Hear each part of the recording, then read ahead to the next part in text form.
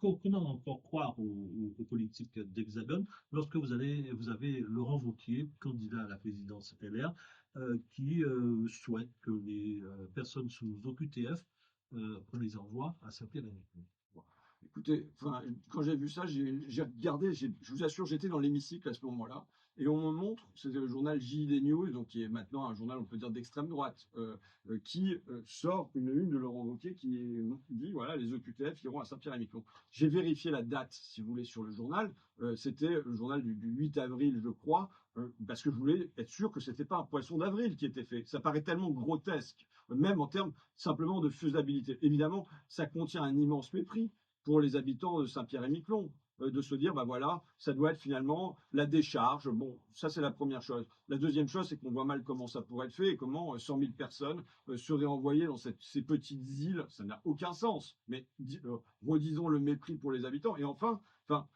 est-ce que l'objectif de la République française dans ce 21e siècle, c'est de réinventer le bagne? On a l'impression que c'est ça. Enfin, donc on tombe vraiment très bas.